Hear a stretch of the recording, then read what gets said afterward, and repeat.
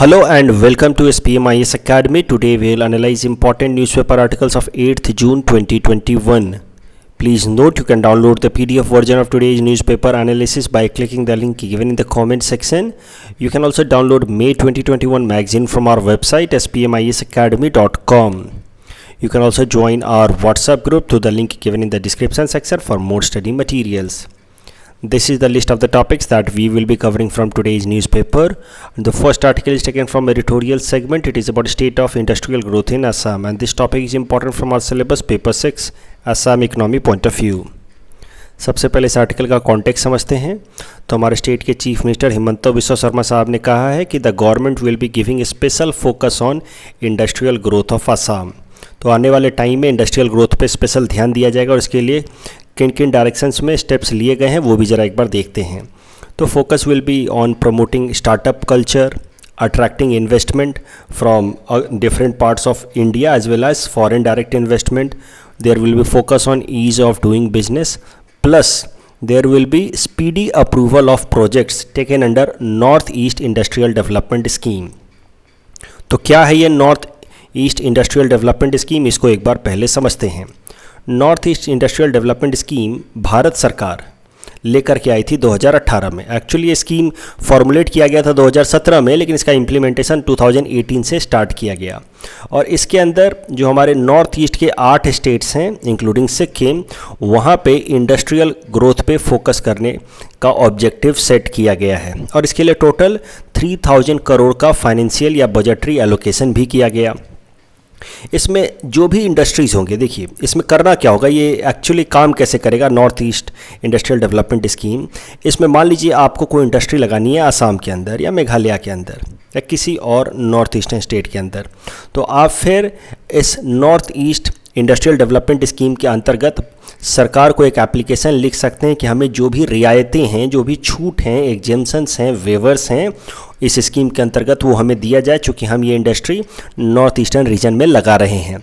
तो अलग अलग इंडस्ट्रीज़ को, अलग अलग फैक्ट्रियों को अलग अलग तरह की सब्सिडी अवेलेबल है। तो ज़रा देखते हैं मोटा मोटा क्या प्रोविज़न है। तो ये scheme that will be applicable from 2017 to 2022, इसके अंदर कैपिटल सब्सिडी दी जाएगी। कैपिटल सब्सिडी में कैसा होता है कि मान लीजिए पहली बार में आपको फैक्ट्री लगाने में 5 करोड़ की ज़रूरत है या 10 करोड़ की ज़रूरत है, उसके जो कैपिटल एसेट्स खरीदने के लिए, जैसे कि मशीन्स वगैरह खरीदने के लिए जो भी पैसे की ज़रूरत होती है, उसको हम लोग कहते हैं कैपिटल इन्वेस्टमेंट। उस कैपिटल इन्वेस्टमेंट का कुछ एक पैसा सरकार खर्च करेगी, उसको हम कहते हैं कैपिटल सब्सिडी। कि भाई आपको 10 करोड़ रुपए खर्च करने थे तो उसका 30% पैसा सरकार आपको दे देगी, मतलब 3 करोड़ रुपया सरकार आपको दे देगी।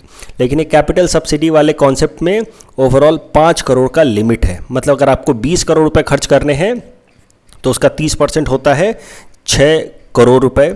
तो 6 करोड़ रुपए सरकार आपको कैपिटल सब्सिडी नहीं देगी, it will be only 5 crore in this particular case, क्योंकि there is a ceiling limit of 5 crore capital subsidy. उसके अलावा इंश्योरेंस प्रीमियम 5 साल तक सरकार आपके बिहाफ पे भरेगी अगर आप कोई इस नॉर्थ ईस्टर्न स्टेट में और कोई भी इंडस्ट्री लगा रहे हैं under this north east industrial development scheme. उसके अलावा इंटरेस्ट सब्सिडी भी मिलता है। मान लीजिए कि आपको बस स्टार्टिंग का खाली 30% पैसा तो आपको सब्सिडी के फॉर्म में मिला है, बाकी का 70% तो आपको खुद लगाना है। वो 70% अगर आपने बैंक से लोन लिया तो उस लोन पे भी आपको जो इंटरेस्ट चुकाना है उसका एक सर्टेन परसेंटेज ऑफ इंटरेस्ट सरकार आपके बिहाफ पे चुका देगी। मान लीजिए कि आपने 20 करोड़ का लोन लिया और उस 20 करोड़ के लोन पे आपको 10% इंटरेस्ट रेट चुकाना था, तो उस 10% में से आपको बस 7% चुकाना होगा, बाकी का 3% सरकार आपके बिहाफ पे इंटरेस्ट सब्सिडी पे कर देगी। तो there were so many such provisions in order to promote industries in north eastern region including Assam. हाँ, लेकिन इसमें कंडीशन जरूर है कि किसी भी एक इंडस्ट्री को 200 करोड़ से ज़्यादा का फ़ायदा एक बार में नहीं दिया जाएगा। तो इन तमाम फ़ायदों को मिलाकर के किसी एक पर्टिकुलर फैक्ट्री को, इंडस्ट्री को 200 करोड़ से ज़्यादा का बेनिफिट नहीं होना चाहिए। तो this is north east industrial development scheme. और हमारे चीफ मिनिस्टर साहब ने कहा है कि जितने भी अभी तक प्रपोजल्स पड़े हुए हैं आसाम के अंदर इस स्कीम के अंतर्गत इंडस्ट्री लगाने की, उन सारे प्रपोजल को जल्दी से अप्रूवल दिया जाए। तो जैसे कि आपको इस स्कीम के अंतर्गत इंडस्ट्री लगानी है तो आपको पहले सरकार के पास प्रपोजल देना होता है, स्टेट गवर्नमेंट के पास। स्टेट गवर्नमेंट उसको अप्रूव करेगी, तब जाकर के सेंट्रल गवर्नमेंट से पैसा आएगा। तो अब चीफ मिनिस्टर साहब ने कहा है कि जल्दी से जल्दी इन स्कीम्स के अंतर्गत जो भी प्रोजेक्ट्स हैं जिन्होंने भी प्रपोजल रखा है उनको हम अप्रूव करेंगे और जल्दी से जल्दी इंडस्ट्रियल ग्रोथ असम में लेकर के आएंगे। अगर हम ओवरऑल इंडस्ट्रियल डेवलपमेंट का स्टेटस देखें असम में, तो हमें पता चलेगा कि इंडस्ट्री से जो हमारे असम इकोनॉमी का कंट्रीब्यूशन है दैट कम्स समवेयर अबाउट 39%। ये डाटा जो है हमने असम इकोनॉमिक सर्वे 2019-20 से लिया है। उससे हमें पता चलता है कि एग्रीकल्चर का कंट्रीब्यूशन असम की इकोनॉमी में है समवेयर क्लोज टू 17%, जबकि इंडस्ट्री का कंट्रीब्यूशन है 39%, जबकि सर्विसेज का कंट्रीब्यूशन सबसे ज़्यादा है, it is somewhere close to 44%। लेकिन ये 39% देख करके काफ़ी डिसेंट लगता है कि हाँ ठीक है, इंडस्ट्रियल सेक्टर में अच्छा खासा कंट्रीब्यूशन आ रहा है। लेकिन अगर उसका थोड़ा और एनालिसिस किया जाए तो हमें पता चलेगा कि जो ज़्यादातर कंट्रीब्यूशन हमारे इंडस्ट्रियल सेक्टर का आता है हमारे स्टेट के अंदर, it comes from oil and T. ये दो मेजर कंट्रीब्यूटर हैं हमारे स्टेट के अंदर इंडस्ट्रियल डेवलपमेंट के अंदर। और ये जो ऑयल और टी है ये हमारी सरकार की, जो भी असम की सरकार रही है पोस्ट इंडिपेंडेंस, उनकी इकोनॉमिक पॉलिसीज़ का आउटकम नहीं है। ऐसा नहीं है कि हमारी सरकार ने कुछ अच्छे पॉलिसीज़ लाए हों इस कारण से ऑयल या टी हमारे स्टेट में डेवलप हुआ है। ये ऑयल और टी का डेवलपमेंट का एक तो क्रेडिट आप दे सकते हैं ब्रिटिशर्स को, of course they did it for their own vested interest, लेकिन ऑयल और टी को असम के अंदर उन्होंने डेवलप कराने में उसकी बेसिस तो ले डाउन ब्रिटिशर्स ने की। दूसरा, the natural conditions that are prevalent in Assam that naturally supports tea, plus crude oil और नेचुरल गैस थोड़े मिल जाते हैं यहाँ पे, इस कारण से ऑयल और टी सेक्टर में हम आगे हैं। तो ये पॉइंट क्या कहता है, इसको फिर समझिए। ये पॉइंट इनडायरेक्टली अभी तक की जितनी भी सरकारें रही हैं असम के अंदर उनको क्रिटिसाइज़ करता है कि आपने इंडस्ट्रियल डेवलपमेंट पे ध्यान नहीं दिया है। जो दो मेन इंडस्ट्री हैं वो आपकी इंडस्ट्रियल पॉलिसीज़ के आउटकम नहीं हैं, वो हमारे यहाँ के नेचुरल फैक्टर्स और थोड़े बहुत ब्रिटिशर्स की पॉलिसी का नतीजा है, लेकिन आपकी पॉलिसीज़ का कुछ भी पॉजिटिव आउटकम नहीं है। इनफैक्ट इस आर्टिकल में ये भी लिखा गया है कि फॉरवर्ड लिंकेजेज पे कम ध्यान दिया है अभी तक की सरकारों ने। जैसे कि फॉरवर्ड लिंकेज क्या होता है, किसी भी इंडस्ट्री का फॉरवर्ड लिंकेज होगा, आप उसके आगे की हाई एंड एक्टिविटीज़ पे काम करें। फॉर एग्जांपल टी, चाय पत्ती बना दी आपने, उसको अच्छे से पैकिंग करना, पैकिंग करके उसको फिर रिटेल मार्केट तक पहुंचाना, रिटेल मार्केट में जाकर के उसकी ब्रांडिंग करना, मार्केटिंग करना, सेल करना, ये सब चीज़ें फॉरवर्ड लिंकेजेज होंगी, मतलब आगे की एक्टिविटीज़। और ये जो फॉरवर्ड लिंकिंग एक्टिविटीज़ हैं ये ज़्यादा हाई एंड एक्टिविटीज़ हैं क्योंकि इसमें पैसा ज़्यादा मिलता है। लेकिन हमारे स्टेट सरकारों ने फॉरवर्ड लिंकेजेज पे कम ध्यान दिया है, ऐसा इस आर्टिकल में लिखा है। हमारे यहाँ पे बस जो रॉ मटेरियल्स हैं वो निकाले जाते हैं, बेसिक एक्टिविटी की जाती है, और फिर जो हाई एंड एक्टिविटीज़ हैं फॉरवर्ड लिंकेजेज वाली एक्टिविटीज़ जैसे मार्केटिंग, रिटेलिंग या कॉरपोरेट ऑफिसेज, ये सब दूसरे स्टेट्स में हैं। जैसे चाय बन रहा है हमारे यहाँ पे, चाय पत्तियाँ बन रही है हमारे यहाँ पे, फिर उसकी प्रॉपर उसकी कॉरपोरेट ऑफिसेज मान लीजिए कोलकाता में है, तो कोलकाता के लोगों को, बाहर के लोगों को वहाँ पे कॉरपोरेट ऑफिस में नौकरी मिल रही है। ठीक वैसे ही कहानी है ऑयल इंडस्ट्री की भी। ऑयल इंडिया लिमिटेड का आप देखिए, उसका जो कॉरपोरेट ऑफिस है दिल्ली एनसीआर रीजन में है, उसके लेकर के काफ़ी ज़्यादा प्रोटेस्ट भी चल रहा था कि अगर हमारे यहाँ पे प्रोडक्शन कर रहे हो तो कॉरपोरेट भी हमारे यहाँ पे बनाओ ताकि हमारे यहाँ के लोकल यूथ्स को एम्प्लॉयमेंट मिले। तो ये तमाम चीज़ें हैं। तो इससे देखा जा सकता है कि असम सरकार जो अभी तक रही हैं उनका कुछ खास विजनरी अप्रोच या कंट्रीब्यूशन नहीं रहा है इंडस्ट्रियल डेवलपमेंट में। उन्होंने कभी भी इन सब चीज़ों पे ध्यान नहीं दिया कि ऑयल और टी के बाहर के किसी एक सेक्टर में अपनी ऐसी पॉलिसी लाएं जिससे इंडस्ट्रियल डेवलपमेंट हो, और ऑयल और टी जो हमारे यहाँ पे नेचुरली जहाँ पे हमारा एडवांटेज है उसके हाई एंड एक्टिविटीज़ को हम अपने स्टेट में अट्रैक्ट करें, इस पर भी ज़्यादा अभी तक ध्यान नहीं दिया गया है। और यही कारण है कि हमारे स्टेट के लोग लो एंड एक्टिविटीज़ में लगे रह जाते हैं, चाय पत्तियों को निकालने में या क्रूड ऑयल में भी लो एंड एक्टिविटीज़ में लगे रह जाते हैं, जिस कारण से हमारे यहाँ पे एम्प्लॉयमेंट जनरेशन भी कम होता है और ओवरऑल रेम्यूनरेशन इनकम भी कम रह जाता है। और यही कारण है कि हम हाल फिलहाल में जो SDG इंडेक्स पब्लिश हुआ था जिसमें हम स्टेट ऑफ असम नीचे से तीसरे नंबर पे आया था, उसके पीछे एक इम्पॉर्टेंट कारण है क्योंकि हमारे स्टेट के अंदर इकोनॉमिक अपॉर्चुनिटीज़ बहुत लिमिटेड हैं और लिमिटेड इकोनॉमिक अपॉर्चुनिटीज़ के पीछे कारण है लो इंडस्ट्रियल ग्रोथ, और लो इंडस्ट्रियल ग्रोथ के पीछे कारण है अभी तक की सरकार की पैसिव पॉलिसीज़। कोई विजनरी पॉलिसी हमारी सरकारों ने अभी तक नहीं दिखाया है, ऐसा मोर और लेस इस आर्टिकल में लिखा गया है। अब इस पे आप इस तरह का कभी सवाल आ जाए तो इस तरह के सवालों पे कि हमारी सरकारों ने अभी तक कोई बहुत ज़्यादा आउटस्टैंडिंग अप्रोच नहीं लिया है इंडस्ट्रियल डेवलपमेंट के लिए, इस तरह का सवाल आए तो आप हिमंता बिस्वा शर्मा साहब का ये जो स्टेटमेंट है इसको कोट कर सकते हैं अपने आंसर राइटिंग में कि क्या कारण रहा है कि हमारी सरकारों ने अभी तक कोई बहुत ज़्यादा पाथ ब्रेकिंग इंडस्ट्रियल ग्रोथ पे फोकस नहीं कर पाए हैं। तो हिमंता साहब कहते हैं कि we were bogged down by legacy of social unrest and political indifferences to Assam's progress. तो इसका मतलब ये है सरल शब्दों में कि हमारे स्टेट के अंदर कभी ना कभी देखिए हर एक फेज में आफ्टर इंडिपेंडेंस किसी न किसी तरीके का सोशल अनरेस्ट चलता रहा है। कभी बोडोज मूवमेंट चला है, कभी ओवरऑल आसाम मूवमेंट चला है, तो सोसाइटी में अनरेस्ट रहा है, ट्रबल रहा है, और इस कारण से इकोनॉमिक डेवलपमेंट जो है वो कहीं ना कहीं बैक सीट पे चला गया, कहीं ना कहीं नेग्लेक्ट हो गया।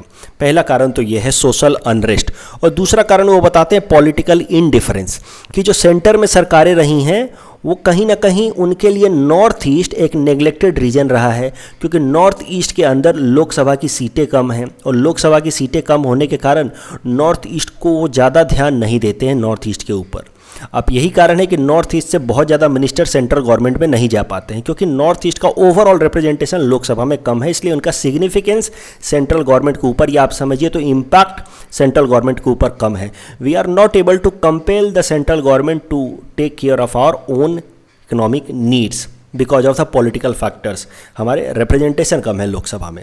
तो लेकिन अब हिमंता साहब कहते हैं कि चूँकि सेंटर में भी और स्टेट में भी सेम पार्टी की सरकार है, तो एक्सपेक्ट किया जा सकता है कि there will be a proper coordination between the centre and state, और आने वाले टाइम में हम अपने स्टेट के अंदर इंडस्ट्रियल डेवलपमेंट ला सकते हैं, जिससे हमारे स्टेट के यूथ को एम्प्लॉयमेंट मिले।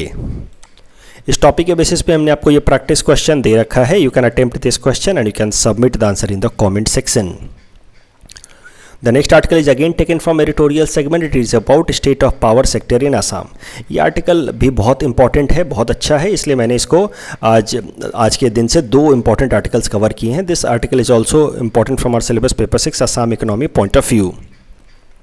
सो सबसे पहले कॉन्टेक्स्ट समझते हैं इस आर्टिकल का। तो देखिए ये आर्टिकल कहता है कि असम के अंदर जो इंडस्ट्रियल डेवलपमेंट का चैलेंज है that is very much linked with और hinged upon power sector. Industry कैसे ग्रो होगी अगर पावर सेक्टर हमारा इरेटिक है, वो प्रॉपर आप समझिए कि बिल्कुल स्ट्रीमलाइंड तरीके से पावर सप्लाई ना होने के कारण हमारे यहाँ पे इंडस्ट्रियल डेवलपमेंट भी काफ़ी हद तक रिस्ट्रिक्ट हो जाता है, क्योंकि इंडस्ट्रीज मोर और less they depend on power supply. तो अब इस आर्टिकल में ये भी डिस्कस किया गया है कि what are the several challenges faced by power sector of Assam. क्या क्या दिक्कतें फेस की जाती है हमारे स्टेट के अंदर पावर सेक्टर द्वारा। सबसे बड़ा चैलेंज है huge transmission and distribution losses. तो पावर सप्लाई करते टाइम में बीच में ही बहुत सारा इलेक्ट्रिसिटी लॉस हो जाता है। वो लॉस क्यों होता है उसके पीछे भी कई सारे कारण हैं, इसके बारे में हम थोड़ा और डिटेल में अभी आगे बात करेंगे कि क्यों लॉसेज होते हैं। एक तो कारण हो सकता है पावर थेफ्ट, बीच में ये लोग चोरी कर लेते हैं, that is also one reason behind transmission and distribution losses. उसके अलावा भी कुछ टेक्निकल फैक्टर्स हैं जिसके बारे में थोड़ी देर बाद हम बात करेंगे। Other challenges are poor infrastructure, और इसी कारण से there are many power cuts in various part of the state. उसके अलावा dependency on import of power, हमारे यहाँ की जो भी पावर रिक्वायरमेंट है उसका बहुत कम एक पार्ट हम अपने खुद के प्रोडक्शन से मीट कर पाते हैं। इनफैक्ट इस आर्टिकल में तो लिखा है कि only 25% of power requirement of Assam is met through production in Assam itself. बाकी का जो लगभग 75% है वो हम बाकी दूसरे स्टेट से खरीद करके फुलफिल करते हैं। तीसरा फैक्टर या चौथा फैक्टर है mounting debt and overall loss to Assam Power Generation Corporation Limited, that is a GENCOM, and Assam Power Distribution Corporation Limited, that is a DISCOM।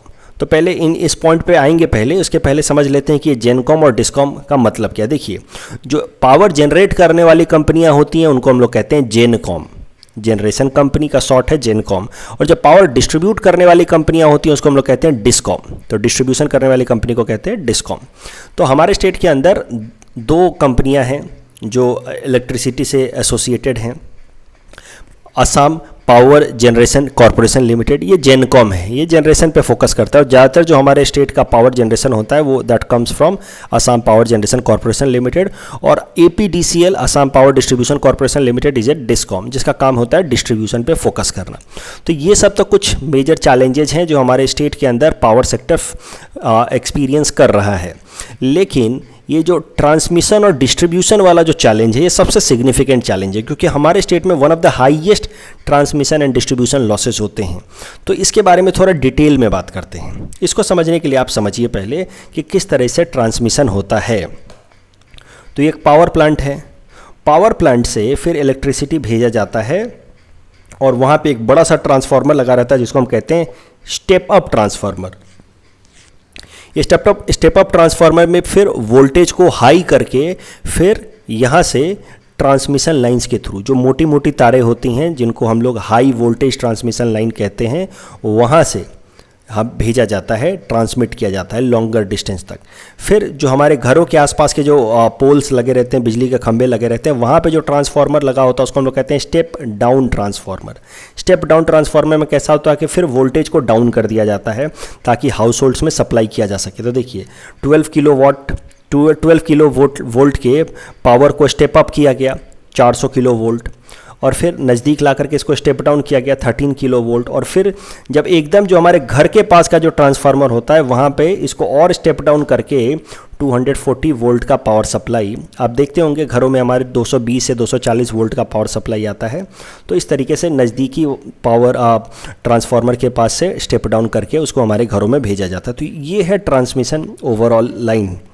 इसमें भी दो तरह के डिस्ट्रीब्यूशन लाइंस हैं। ये जो है जो मेन ट्रांसमिशन लाइन है इसको हम लोग कहते हैं high transmission line. High transmission line जहाँ पे बड़े बड़े मोटे मोटे तार इस्तेमाल किए जाते हैं। यहाँ पे कैसा होता है, हाई वोल्टेज ट्रांसफ़र होता है, हाई वोल्टेज के अक्रॉस ट्रांसफ़र होता है। जैसे आप देखिए यहाँ पे 400 किलो वोल्ट का वोल्टेज है जिसके अक्रॉस पावर ट्रांसमिशन हो रहा है। तो हाई वोल्टेज होने के कारण ट्रांसमिशन लॉस कम होता है, बीच में इलेक्ट्रिसिटी अपने आप उसका लॉस कम होता है। जितनी इलेक्ट्रिसिटी यहाँ से चलती है ज़्यादातर इलेक्ट्रिसिटी यहाँ तक पहुँच जाती है, बीच में उसका लॉस कम होता है। लेकिन जैसे जैसे वोल्टेज कम होता जाएगा, जिसको हम लोग कहते हैं लो ट्रांसमिशन लाइन, ये तार पतले हो जाते हैं, वोल्टेज कम हो जाता है, लो वोल्टेज पे पावर लॉस बढ़ जाता है। तो हाई पावर लॉस या हाई ट्रांसमिशन लॉस। तो ये है बेसिक कॉन्सेप्ट कि अगर पावर या वोल्टेज ज़्यादा होगा तो पावर लॉस कम होगा, ट्रांसमिशन लॉस, और अगर वोल्टेज कम होगा तो फिर ट्रांसमिशन लॉस ज़्यादा होगा। यही कारण है कि जो लो ट्रांसमिशन लाइन है, घरों के पास की जो तारें हैं वहाँ पे पावर या ट्रांसमिशन लॉस ज़्यादा होता है। अब जरा ध्यान से समझिए, इस तरीके का ट्रांसमिशन लाइन है, पावर स्टेशन से आया, और ये हो गए हाई ट्रांसमिशन लाइंस, और ये फिर हो गए लो ट्रांसमिशन लाइन। अब ये लो ट्रांसमिशन और हाई ट्रांसमिशन के लेंथ पे डिपेंड करता है कि हमारी इलेक्ट्रिसिटी लॉस कितनी होगी। अभी तक तो आप समझ गए हैं कि हाई ट्रांसमिशन में इलेक्ट्रिसिटी लॉस कम होती है, लो ट्रांसमिशन में ज़्यादा होती है।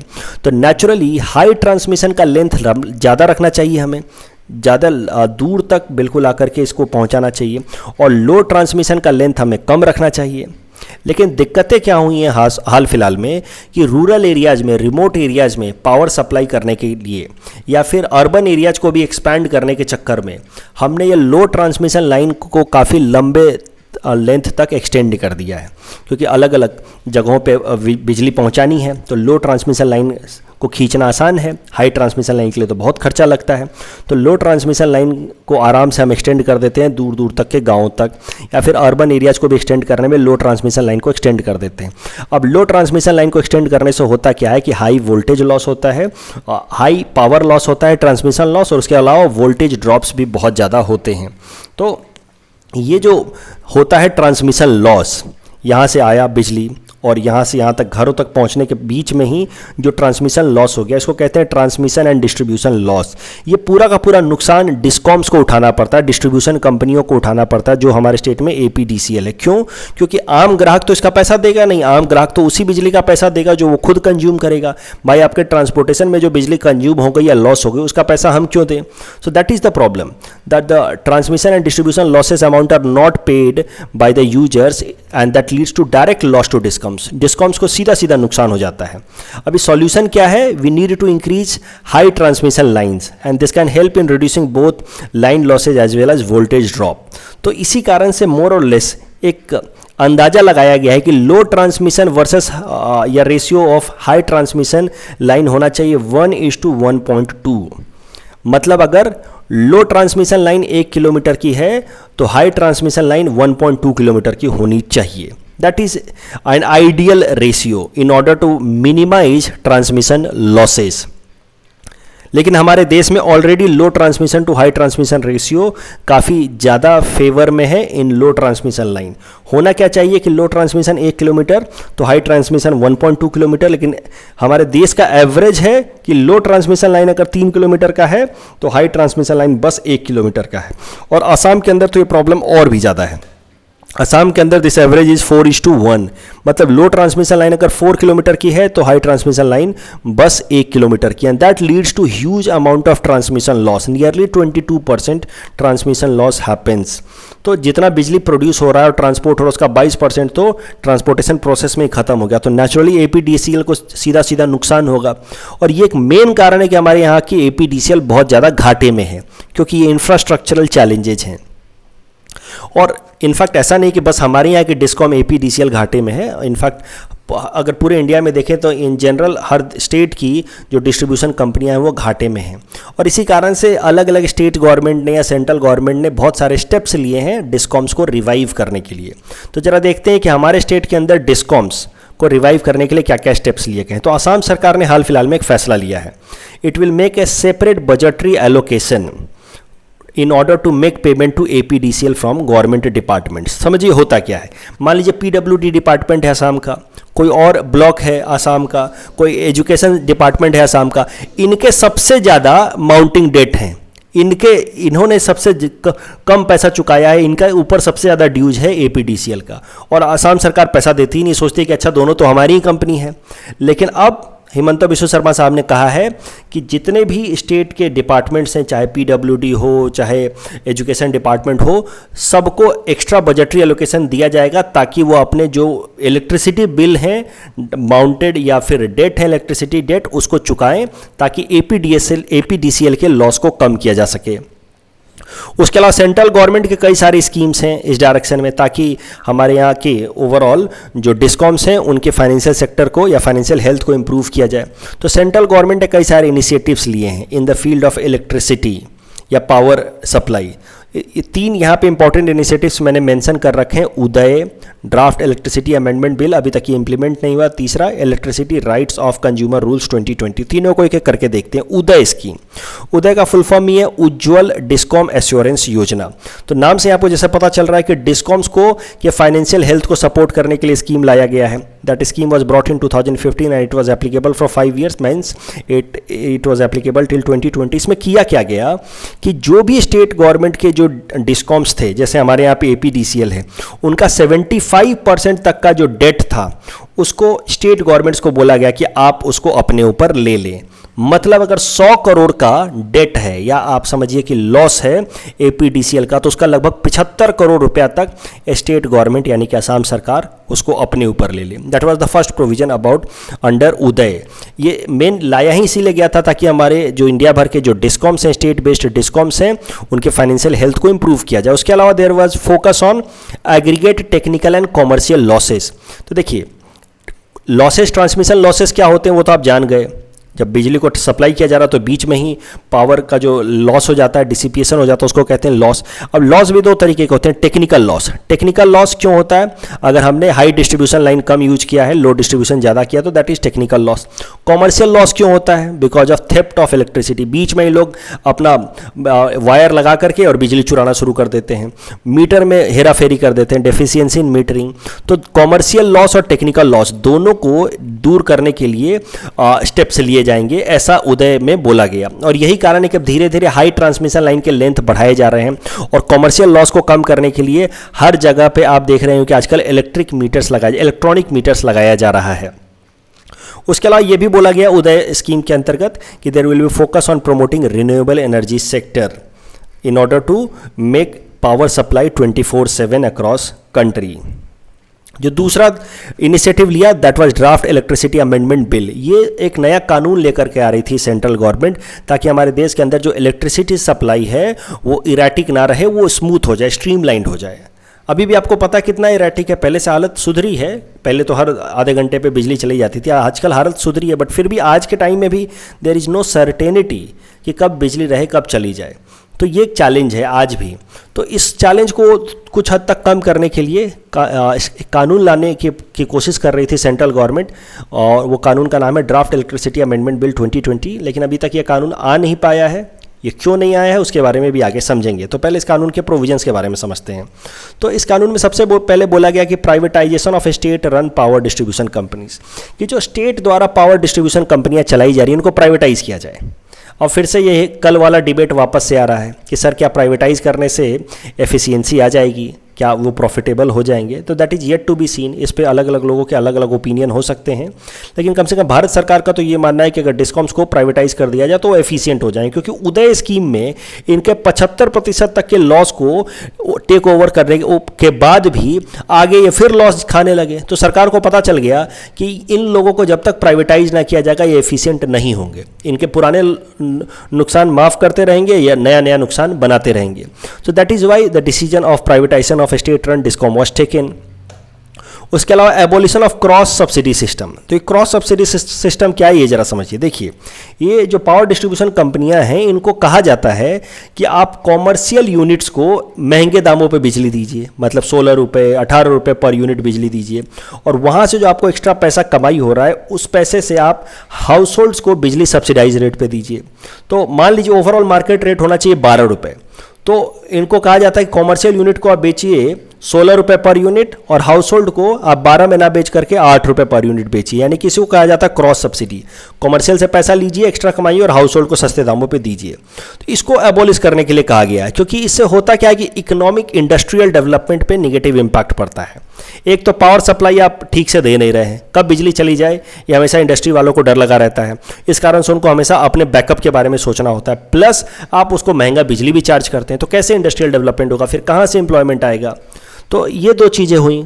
तीसरी बात रखी गई establishment of an electricity contract enforcement authority, कि एक प्रॉपर अथॉरिटी बनाई जाए जो इन तरह के जो डिस्कॉम और जेनकॉम्स के बीच का डिस्प्यूट है उसको टाइम बाउंड फैशन में रिजॉल्व करे, एक सिविल कोर्ट की तरह काम करे।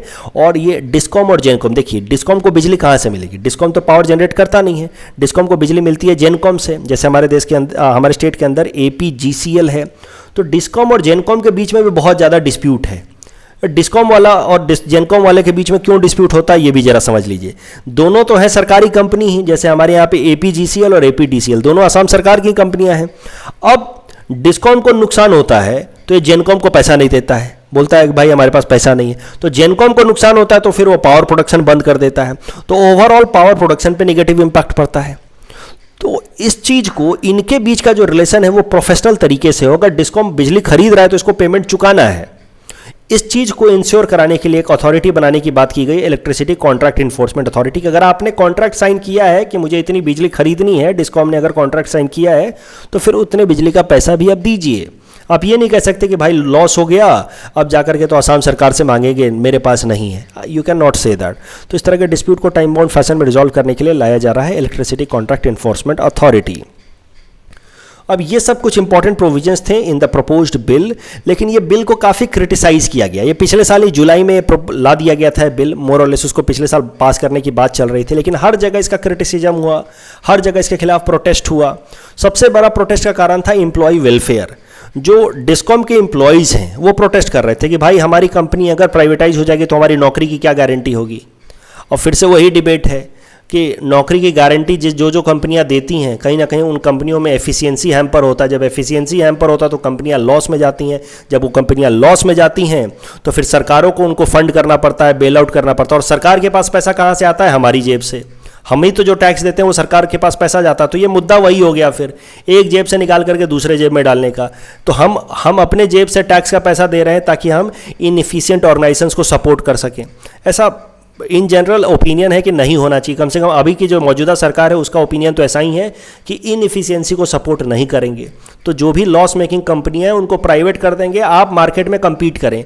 अब एपीडीसीएल प्राइवेट हो जाए और उसकी तरह 4 और कंपनियां हो जाएं और मार्केट में वो compete करें कि कौन ज़्यादा एफिशिएंट तरीके से चल सकता है, तो that would be the best way. This is at least, जैसे कैसे हमारे यहाँ पे अभी आप देखिए इंटरनेट सर्विस प्रोवाइडर्स हैं, कितने सारे इंटरनेट ब्रॉडबैंड सर्विस प्रोवाइडर्स हैं, तो इनके बीच में कितना इंटेंस कॉम्पिटिशन है। अभी मान लीजिए कि सिर्फ बीएसएनएल होता तो उसकी सर्विस भी घटिया होती और आप समझिए कि उसके चार्जेस भी ज़्यादा होते। तो इसी तरीके का कुछ इन्वायरमेंट, प्राइवेट कॉम्पिटिटिव इन्वायरमेंट लाने की कोशिश कर रही है सरकार in the field of power distribution as well, लेकिन प्रोटेस्ट हो रहे हैं हर जगह पे और इसी कारण से इलेक्ट्रिसिटी बिल को पास नहीं किया जा सका और इसको अभी तक इंप्लीमेंट नहीं किया जा सका। आप देख सकते हैं कि कैसे यहाँ पे APDCL workers also stage protest against privatisation of power sector. तो ये सब इशूज़ निकल के आ रहे थे, but I believe that this is a progressive stand. उसके अलावा इंक्रीज टैरिफ्स, तो अगर क्रॉस सब्सिडी को खत्म कर दिया जाएगा तो नेचुरली हाउस होल्ड्स पे टैरिफ्स बढ़ जाएंगे। इस कारण से हाउस होल्ड्स भी प्रोटेस्ट कर रहे थे। माना जा रहा था कि ये जो नया प्रोविजन है it is anti federal. Anti federal इसलिए क्योंकि स्टेट गवर्नमेंट के डिस्कॉम्स को बिना स्टेट गवर्नमेंट को कंसल्ट किए सेंट्रल गवर्नमेंट ने कह दिया कि उनको प्राइवेटाइज कर देंगे, तो स्टेट गवर्नमेंट की पावर पे कहीं ना कहीं इंक्रोचमेंट है, तो इसलिए इसको एंटी फेडरल माना जा रहा था, इसलिए भी क्रिटिसाइज किया जा रहा था। चौथा, इसको अनएथिकल माना जा रहा था, क्योंकि इसको अनएथिकल इसलिए माना जा रहा है क्योंकि पूरे देश भर में जहाँ पे अभी 1 साल से लोग इकोनॉमी के कारण सफ़र कर रहे हैं, मेनली लॉकडाउन के कारण जो लॉसेज, जॉब लॉसेज हुए, इस कारण से लोग ऑलरेडी सफ़र कर रहे हैं, लोगों की नौकरियाँ जा चुकी हैं। वैसे हालात में आप हाउस होल्ड्स के बिजली का चार्ज बढ़ा देंगे, अगर आप क्रॉस सब्सिडी कम कर देंगे तो आम आदमी पैसा कहाँ से देगा, इस कारण से इसको अनएथिकल भी माना जा रहा था। तो ये सब तमाम क्रिटिसिज्म के कारण ये बिल अभी तक इम्प्लीमेंट नहीं हो पाया है, अभी भी ये ड्राफ्ट फेज में है।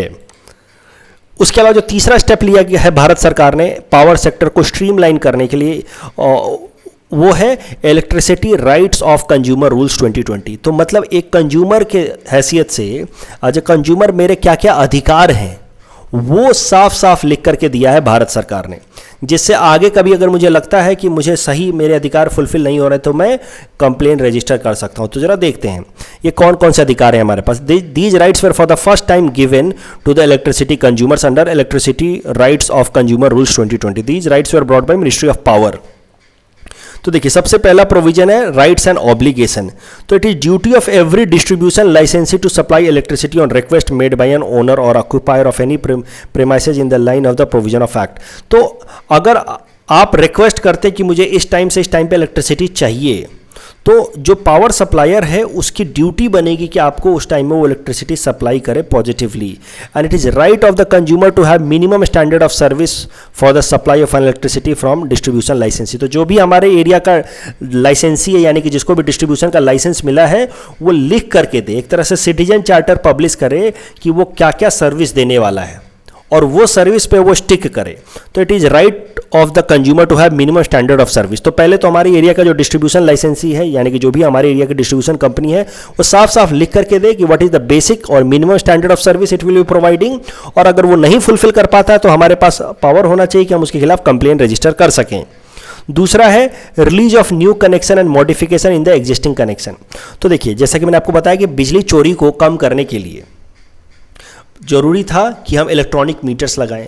तो इलेक्ट्रॉनिक मीटर्स को लगाने के लिए ऑप्शन दिया गया कि जल्दी से जल्दी इलेक्ट्रॉनिक मीटर्स को कन्वर्ट किया जाए। पहले वाले जो इलेक्ट्रिकल मीटर्स थे उसको इलेक्ट्रॉनिक मीटर्स में कन्वर्ट किया जाए, और उसके लिए 7 दिन का टाइम दिया गया मेट्रो सिटीज़ में, 15 डेज़ का टाइम दिया गया म्यूनिसिपल एरियाज़ में, 30 डेज़ का टाइम दिया गया रूरल एरियाज़ में। मतलब अगर आप ऑनलाइन रजिस्टर एप्लीकेशन रजिस्टर करते हैं कि सर मेरा मीटर ख़राब हो चुका है या मेरा मीटर पुराना है, आप इसको इलेक्ट्रॉनिक फॉर्मेट में कन्वर्ट कर दो, तो इतने दिनों के अंदर वो मीटर कन्वर्ट हो जाना चाहिए। उसके अलावा मीटरिंग सिस्टम में भी बहुत सारे चेंजेस लाए गए हैं।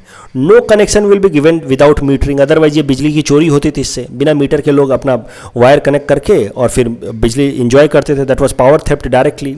तो अब नो कनेक्शन विदाउट मीटरिंग। उसके अलावा meter shall be of smart pre payment meter. आपने तो अब देख ही लिया होगा स्मार्ट प्री पेमेंट मीटर क्या होता है। पहले आप रिचार्ज कीजिए तभी जाकर के इलेक्ट्रिसिटी मिलेगी, अदरवाइज पहले लोग क्या करते थे, लाख लाख रुपए के बिजली कंज्यूम कर लेते थे, बाद में जब बिजली वाले डिपार्टमेंट वाले आते थे कि भाई बिल चुकाओ, क्योंकि पोस्टपेड होता था तो कहते थे जाओ बिजली का कनेक्शन काट दो, हमें नहीं चाहिए। अब उनके खिलाफ केस करो, कोर्ट में जाओ, अब इस चक्कर में डिस्कॉम को बड़ा नुकसान हो जाता था। तो आप सिस्टम लेकर के आगे प्रीपेड करो, पहले ही रिचार्ज करो और उसके बाद बिजली आएगी। उसके अलावा जो भी बर्न्ट या डिफेक्टिव मीटर्स हैं उसको टाइम बाउंड फैशन में रिप्लेस किया जाए। स्मार्ट मीटर का कॉन्सेप्ट लाया गया। स्मार्ट मीटर कैसा होगा, वो हर चीज़ इन्फॉर्मेशन देगा आपको, कितनी वोल्टेज है, कितनी एनर्जी पास हो रही है, क्या पावर फैक्टर है।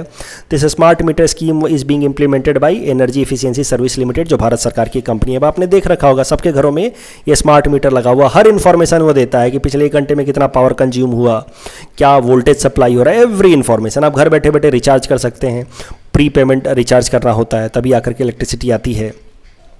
बिल पेमेंट के लिए आपको सर्विस दिया गया है कि आप ऑनलाइन ऑफलाइन कैसे भी बिल पेमेंट कर सकते हैं। रिलायबिलिटी ऑफ सप्लाई, ये भी हमारे अधिकार हैं कि now the distribution licensees will have to guarantee 24/7 power supply to the consumers.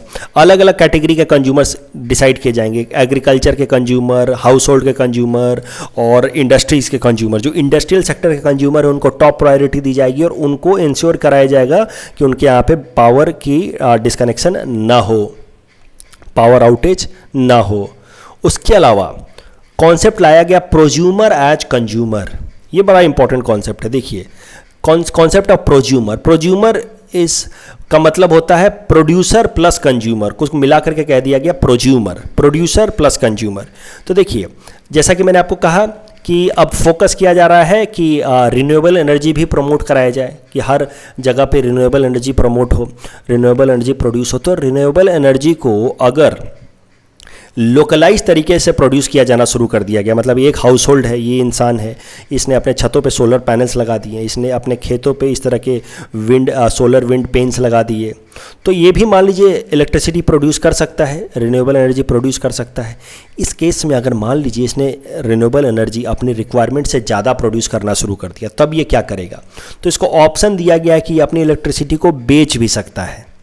इसी को फिर हम कहेंगे प्रोज्यूमर, कि ये प्रोड्यूस भी कर रहा है, कंज्यूम भी कर रहा है। तो सरकार की तरफ से जो भी कॉमन इस एरिया से डिस्ट्रीब्यूशन कंपनी की तरफ से बिजली आ रही है वो तो ये ले ही रहा है, साथ ही साथ ये जो इलेक्ट्रिसिटी प्रोड्यूस कर रहा है ये उसको बेच भी सकता है। तो ही और she becomes producer also and consumer also, together known as prosumer. अब ये प्रोज्यूमर में काम कैसे होगा? देखिए किस तरह का स्मार्ट मीटर लगा होगा, जिसको नेट मीटरिंग कहते हैं। इस तरह का नेट मीटरिंग लगा होगा। नेट मीटरिंग में कैसा होगा कि ये ग्रिड से बिजली आई तो कितनी बिजली इसके घर में गई ग्रिड से, और कितना इलेक्ट्रिसिटी इसने रिन्यूएबल एनर्जी से प्रोड्यूस किया, वो दोनों यहाँ से गुजरेंगे। तो रिन्यूएबल एनर्जी से जो इलेक्ट्रिसिटी प्रोड्यूस किया है वो इस डायरेक्शन में जा रहा है और वो ग्रिड में जाके स्टोर हो रहा है, और जो ग्रिड से इलेक्ट्रिसिटी आ रही है वो इस डायरेक्शन से जा रही है और यहाँ जा कर के स्टोर हो रही है। तो दोनों के जो बीच का डिफरेंस होगा वो इसके मीटर में यूनिट की तरह या बिल की तरह दिखाएगा। मतलब आपने 200 रुपये की बिजली बेची, 1000 रुपये की बिजली आपने खरीदी, तो आपका नेट बिल हो गया 800 रुपये। That is known as net metering concept. एक होता है ग्रॉस मीटरिंग कॉन्सेप्ट। ध्यान रखो, क्या पता पूछ ले। जो ग्रॉस मीटरिंग कॉन्सेप्ट में दोनों के मीटर अलग अलग होंगे। एक्सपोर्ट का मीटर अलग होगा, इंपोर्ट का मीटर अलग होगा। तो यहाँ पे आपको इस मीटर के हिसाब से आपको 200 रुपये मिलेंगे, इस मीटर के हिसाब से आपको 1000 रुपये देने होंगे, और आप 1000 पेमेंट अलग से करेंगे, 200 रुपये पेमेंट आपके अकाउंट में अलग से आएगा। तो पहले ये ग्रॉस मीटरिंग होता था, बाद में इसको और स्मार्ट सिस्टम बना दिया गया और अब नेट मीटरिंग ला दिया गया है। तो ये मीटर ओवरऑल कैलकुलेट कर लेगा कि कितना आपने बेचा, कितना आपने खरीदा, और नेट आपका बिल बता देगा। हो सकता है कि आपको ओवरऑल कमाई हो जाए, या हो सकता है कि आपको कुछ एक अमाउंट चुकाना पड़े, लेकिन ये एक ही मीटर से दोनों काम हो जाता है। इसको हम लोग कहते हैं नेट मीटरिंग कॉन्सेप्ट। अगर दो अलग अलग मीटर हो तो उसको कहते हैं gross metering concept, where import and export unit are segregated. उसके अलावा electricity rights to consumer rules में बोला गया है कि there will be basic standard of performance. तो there will be an electricity commission that will notify the standard of performance for the distribution लाइसेंसीज।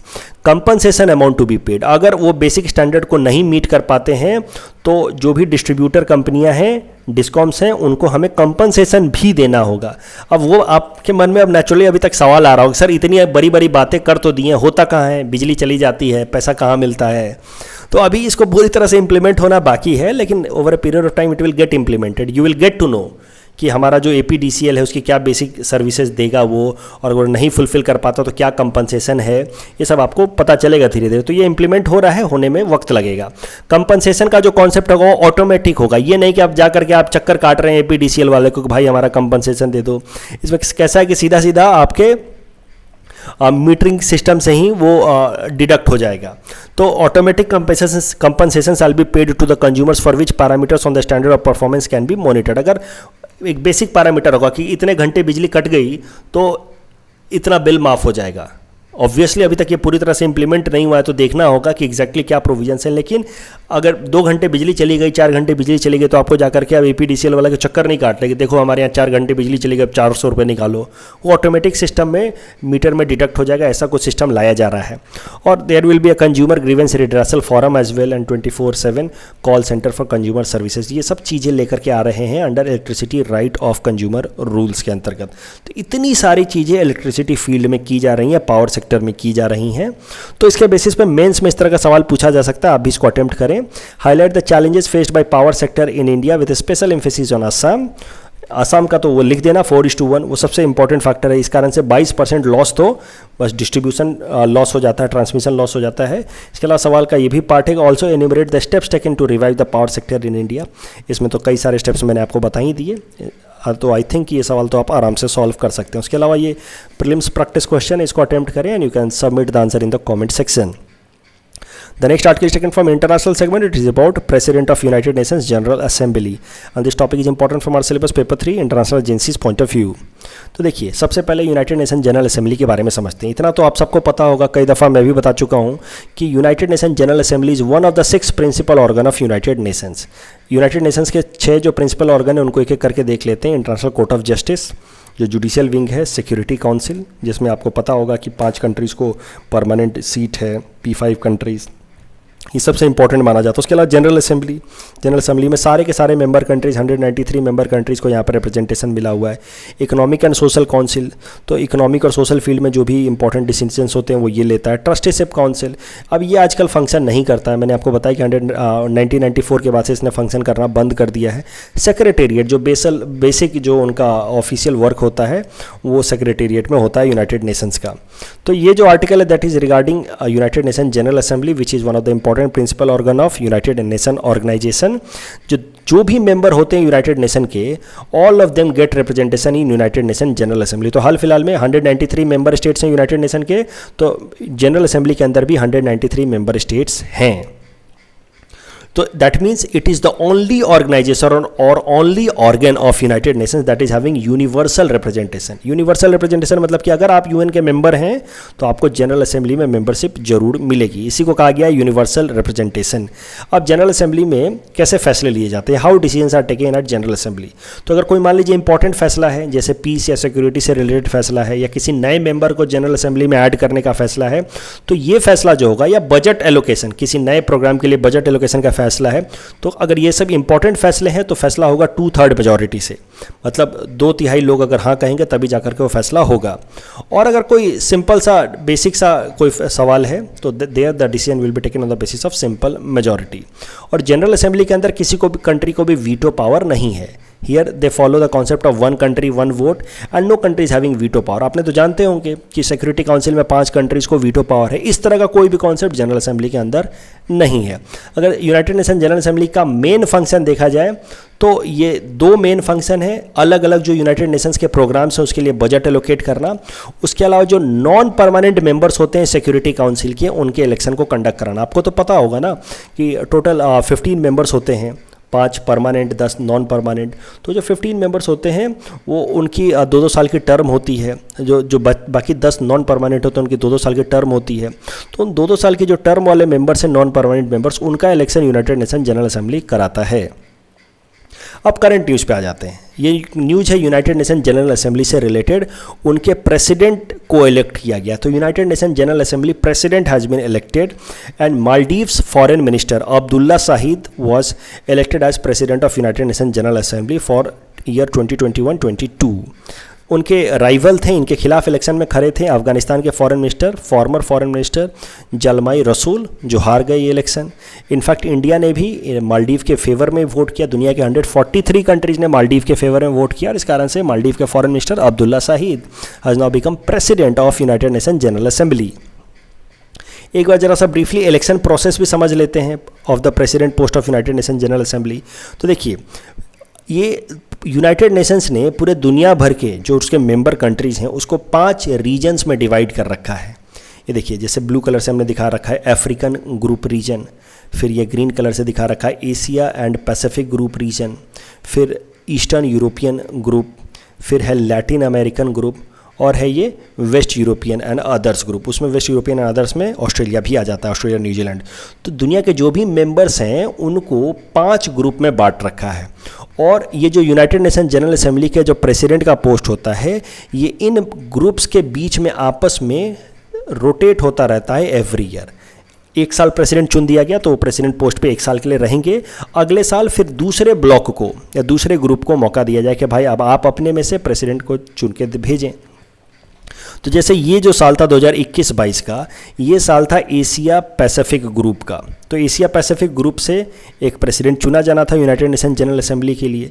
तो यहाँ पे फिर मालदीव से और अफगानिस्तान से 2 रिप्रेजेंटेटिव खड़े हुए, जिसके लिए सारे मेंबर्स ने मिल करके वोट किया और मालदीव वाला रिप्रेजेंटेटिव चुना गया। तो इस तरीके से यूनाइटेड नेशन जनरल असेंबली के अंदर वोटिंग करके फैसला किया जाता है कि कौन बनेगा यूनाइटेड नेशन जनरल असेंबली का प्रेसिडेंट फॉर 1 ईयर। ये जो एशिया पैसिफिक ग्रुप है, इसके अंदर टोटल 53 कंट्रीज़ हैं। ये सेकेंड लार्जेस्ट ग्रुप है यूनाइटेड नेशन के अंदर आफ्टर अफ्रीकन ग्रुप। तो in fact African group is the biggest group in United Nation General assembly. इस टॉपिक के बेसिस पे हमने आपको ये प्रैक्टिस क्वेश्चन दे रखा है। You can attempt this question and you can submit the answer in the comment section. The next article is taken from national segment. It is about performance grading index and this topic is important from our syllabus paper 3 governance point of view, especially from education sector. Performance grading index है क्या? देखिए, it measures the performance of states in their school education. अलग अलग state सरकारें school education में किस तरह का परफॉर्मेंस दे रही हैं, किस तरह से अपने बच्चों को वो डेवलप करा रही हैं, इसके बेसिस पे उनको रैंकिंग दी जाती है, स्कोर दिया जाता है अंडर परफॉर्मेंस ग्रेडिंग इंडेक्स। ये हर साल एजुकेशन मिनिस्ट्री रिलीज करती है। पहली बार इसको रिलीज़ किया गया था 2019 में, और 2019 का जो रिपोर्ट था उसमें स्टेट्स की परफॉर्मेंस मेजर की गई थी ऑफ द ईयर 2017-18। तो रिपोर्ट पब्लिश की गई 2019 में, लेकिन स्टेट्स के परफॉर्मेंस 2017 और 18 वाले लिए गए थे। फिर 2020 में, यानी कि पिछले साल जो रिपोर्ट पब्लिश की गई उसमें स्टेट्स के परफॉर्मेंस 2018 और 19 के लिए गए, और इस साल जो 2021 में रिपोर्ट पब्लिश हुई है उसमें स्टेट्स के परफॉर्मेंस लिए गए हैं 2019-20 के। तो आप देखिए, जो रिपोर्ट पब्लिश हुई है हाल फिलहाल में 2021 में हुई है, लेकिन उसमें स्टेट्स का परफॉर्मेंस कार्ड है ऑफ 2019-20। अब ये पीजीआई काम कैसे करता है? देखिए, तो टोटल 70 पैरामीटर्स पे जज किया जाता है स्टेट्स को कि उनके यहाँ पे कैसे काम किया जा रहा है बच्चों को ग्रूम करने के लिए, 70 पैरामीटर्स पे, और स्टेट्स को आउट ऑफ 1000 पॉइंट्स स्कोर दिया जाता है। जैसे देखिए, अलग अलग स्टेट को अलग अलग स्कोर दिया गया है आउट ऑफ 1000, किसी को 929, किसी को 649, तो आउट ऑफ 1000 पॉइंट्स स्कोर दिया जाता है स्टेट्स को। ये जो 70 पैरामीटर्स हैं इनको टोटल 5 कैटेगरीज में बांटा गया है। एक्सेसिबिलिटी पहला कैटेगरी, कि बच्चों के लिए स्कूल एजुकेशन कितना एक्सेसिबल है, कितनी आसानी से वो स्कूल में एनरोल करा सकते हैं, कैसे वो एक क्लास से दूसरे क्लास में जा सकते हैं, कितने बच्चे रिटेन होते हैं। मतलब ऐसा होता है कि ड्रॉप आउट बहुत सारे हो जाते हैं, स्कूल में एडमिशन तो करा लिया, 10 दिन बाद स्कूल नहीं जा रहे हैं, तो रिटेंशन रेट कम होता है। जिस स्टेट का रिटेंशन रेट कम होगा वहाँ पे आप समझिए कि उसकी रैंकिंग खराब होगी।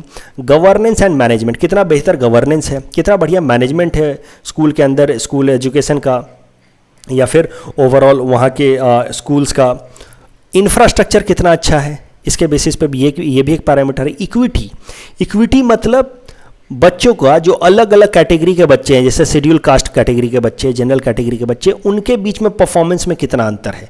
तो अगर परफॉर्मेंस में कोई अंतर नहीं होगा अलग अलग कैटेगरी के बच्चों के अंदर, तो इक्विटी उससे स्टेट की हाई होगी और वहाँ पे उसको बेहतर मार्क्स मिलेंगे इक्विटी कैटेगरी में। उसके अलावा लर्निंग आउटकम्स, ओवरऑल बच्चे कितना सीख रहे हैं अलग अलग फील्ड में, जैसे मैथ्स में, साइंस में कितना सीख रहे हैं। तो इन 5 बेसिक कैटेगरीज के अंदर टोटल 70 पैरामीटर्स हैं और उसके ऊपर 1000 पॉइंट्स के अंदर स्टेट्स को या यूनियन टेरिटरीज को रैंकिंग दी जाती है।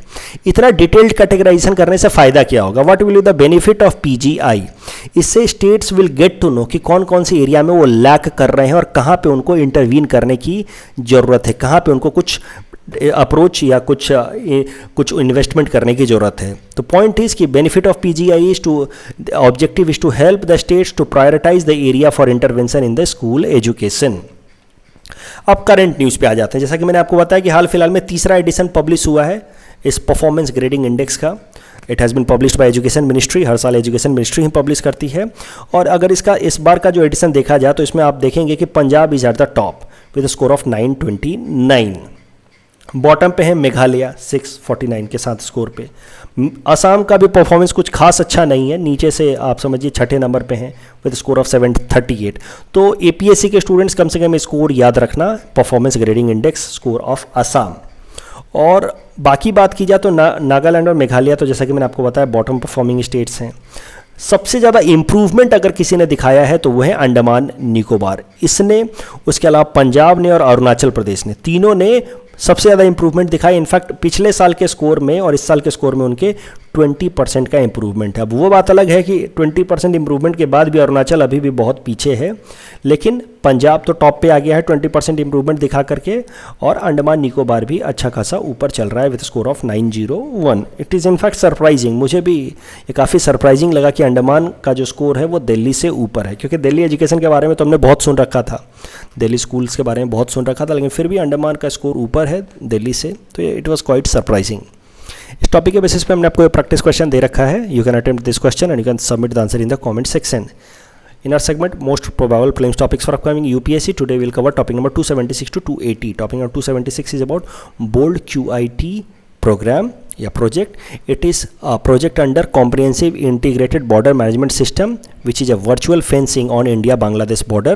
It has been inaugurated on India-Bangladesh border in the Dhubri district of Assam. This bold QIT has been brought in Dhubri district of Assam ताकि बांग्लादेश साइड से जो कोई फर्जी इन्फिल्ट्रेटर्स ना घुस पाए इंडियन साइड में। इसमें किया क्या जाएगा, it will enable BSF to equip India Bangladesh border with different kinds of sensors in unfenced riverine area of Brahmaputra and its tributaries, ताकि पानी वाले एरिया से कोई भी इन्फिल्ट्रेटर, इलीगल इन्फिल्ट्रेटर हमारे देश में ना घुस पाए। Please attempt this question based on this particular topic. Topic number 277 is about Pradhan Mantri Awas Yojana. So Pradhan Mantri Awas Yojana urban programme is being run by Ministry of Housing and Urban Poverty Alleviation. It is a mission mode project with the goal of providing housing to all by 2022, that is 75th year of India's independence. इसमें कैसा है, the mission seeks to address the housing requirement of urban poor including slum dwellers. Slum क्या होता है, it is a compact area of at least 300 people living in an area with 60 to 70 families having poorly built congested unhygienic environment.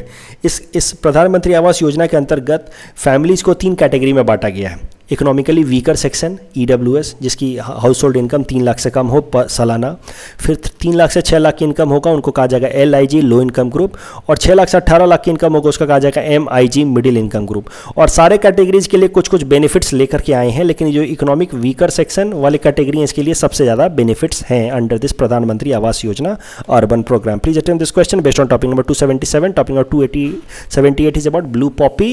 It is considered as queen of Himalayan flowers. It is found in the Kumayu region of Kashmir at an elevation of 3000 to 5000 metre. ये news में क्यों था हाल फिलहाल में, जिस कारण से आने वाले एग्जाम में पूछा जा सकता है, वो इसलिए क्योंकि 3000 से 5000 हाइट पे जनरली ये मिलता है, लेकिन चूंकि क्लाइमेट चेंज हो रहा है, ग्लोबल वार्मिंग हो रहा है, इस कारण से पहाड़ों पे भी अब गर्मी बढ़ रही है, और इसी कारण से जो ब्लू पॉपी है अब लोअर एलिवेशन पे, मतलब 3000 साढ़े 3000 किलोमीटर 3000 साढ़े 3000 मीटर हाइट पे मिलना बंद हो गया है। तो अब धीरे धीरे ये बेचारा ऊपर की तरफ जा रहा है, क्योंकि नीचे पहाड़ों पे गर्मी बढ़ती जा रही है। Please attempt this question based on topic number 278. Topic number 279 is about national financial reporting authority. This was brought under section 132 of companies act in 2018। देखो हुआ क्या कि हमारे यहाँ पे कंपनियों को तो आपको पता है कि साल में एक बार उनको पूरा ऑडिट करके और अपना पूरा अकाउंट्स का डिटेल देना होता है सरकार को, और ऑडिट के लिए वो CA लोगों को हायर करते हैं, लेकिन बहुत सारे इसमें स्कैम्स हो रहे थे। CA लोगों को कुछ पैसा खिला दिया जाता था और फिर कुछ भी फर्जी वो रिपोर्ट सबमिट कर देते थे सरकार को। तो फिर इसके लिए लेकर के आया गया नेशनल फाइनेंसिंग रिपोर्टिंग अथॉरिटी। ये जो नेशनल फाइनेंशियल रिपोर्टिंग अथॉरिटी होगी ये ऑडिटिंग का स्टैंडर्ड सेट करेगी, और वो बीच बीच में आप समझिए कि एक सर्विलेंस भी करेगी कि किसी ने, मान लीजिए कि मैंने अपनी कंपनी का ऑडिट कराया किसी CA से, और फिर उस CA ने कुछ मतलब गड़बड़ कर दिया, इम्बेजलमेंट कर दिया पैसे लेकर के मुझसे, और एकाएक से सर्विलेंस में अगर वो पकड़ा गया तो सीए का भी लाइसेंस कैंसिल हो जाएगा, मेरे कंपनी के ऊपर भी एक्शन लिए जाएंगे। तो और ये सब ऑडिट करने का, उस ऑडिटर के ऑडिट करने का काम है इस नेशनल फाइनेंशियल रिपोर्टिंग अथॉरिटी का। और इस जो नेशनल फाइनेंशियल रिपोर्टिंग अथॉरिटी है, इसका chairperson will be appointed by central government with a maximum 15 members. तो टोटल इसके 15 मेंबर होंगे, जिसमें से एक चेयरमैन होगा जो सेंट्रल गवर्नमेंट जिसको अपॉइंट करेगी।